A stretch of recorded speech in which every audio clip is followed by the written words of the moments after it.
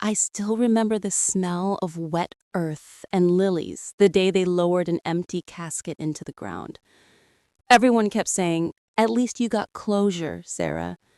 Closure? They buried my husband with no body, no dog tags, no proof he was even gone. Just a folded flag and a letter that said presumed dead after his convoy disappeared in the desert. I was 28, 8 months pregnant, and completely alone.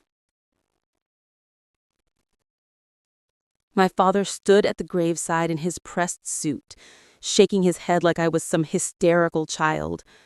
"Sarah, enough with the tears already," he muttered, loud enough for the whole cemetery to hear. "He's gone. Stop embarrassing yourself." My own mother squeezed my arm and whispered, "Sweetie, your dad's just grieving in his own way." Grieving?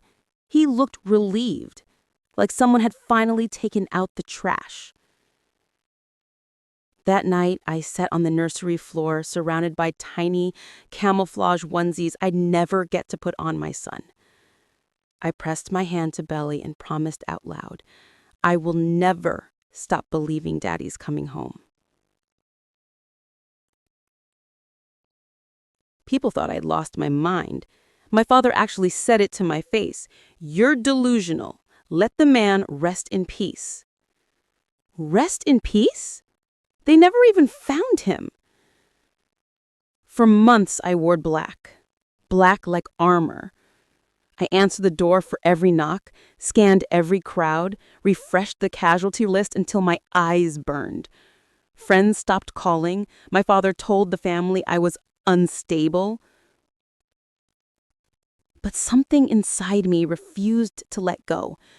Call it a wife's instinct, call it love. Whatever it was, it whispered, "He's not dead." I opened the door, holding my 6-month-old son on my hip, and there stood a soldier in dress blues. Tall, sunburned, eyes carrying the kind of weight only war can give you. His name tape read Ramirez. He looked at me, then at the baby, and his voice cracked.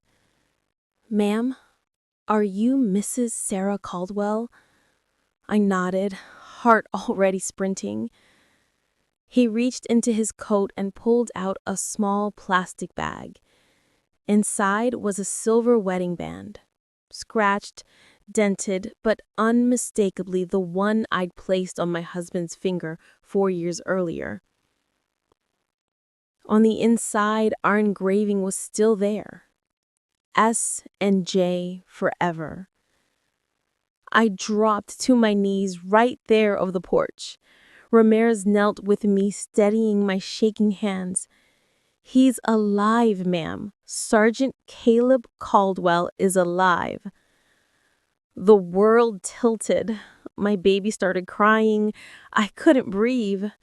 He told me the story no one else had. Caleb's convoy had been ambushed. Everyone declared KIA, but Caleb had been taken, moved, hidden.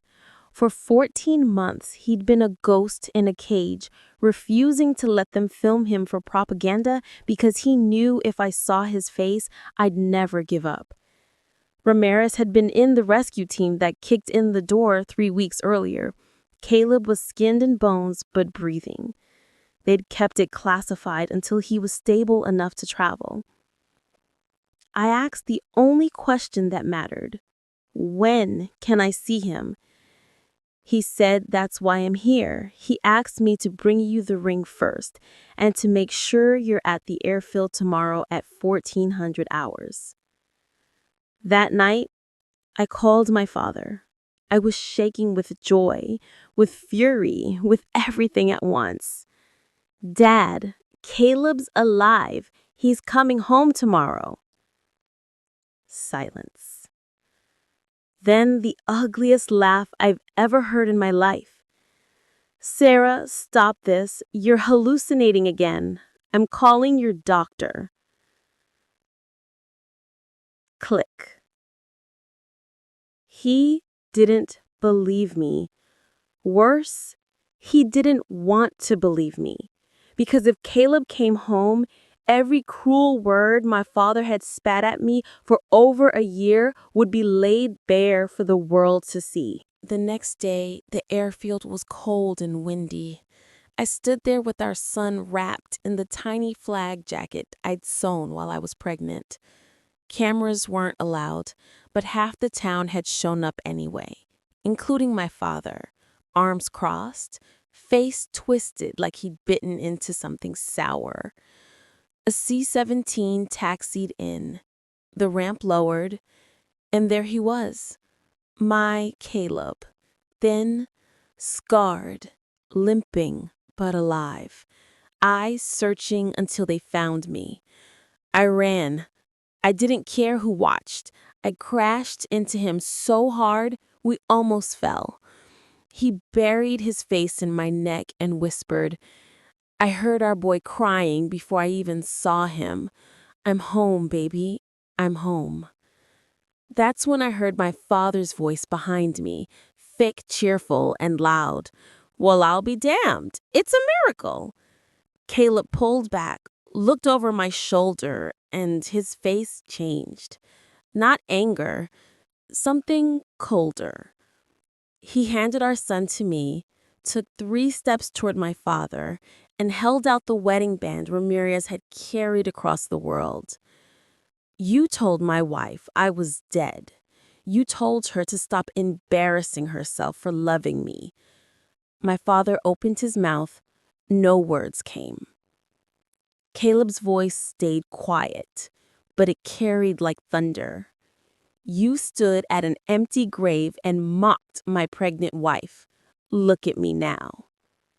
He turned to the crowd, raised my hand with his ring, finally back where it belonged, and said, This woman never gave up on me. Not for 1 second. That's the only miracle here. My father's face went white. People he'd known his whole life turned away.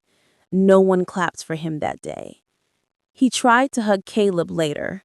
Caleb stepped back and said, You don't get to touch us. Not ever again. We walked away. Me, Caleb, and our little boy. I didn't look back. Sometimes revenge isn't loud. Sometimes it's just the truth walking in the door when everyone swore it never would. And peace? Peace is waking up every morning knowing the man I love is breathing beside me, that our son will grow up knowing his daddy came back because his mommy never stopped believing. If someone tells you to move on from the person you love, if they shame you for holding on, just remember, love this stubborn can move mountains, cross oceans, survive cages, and come home.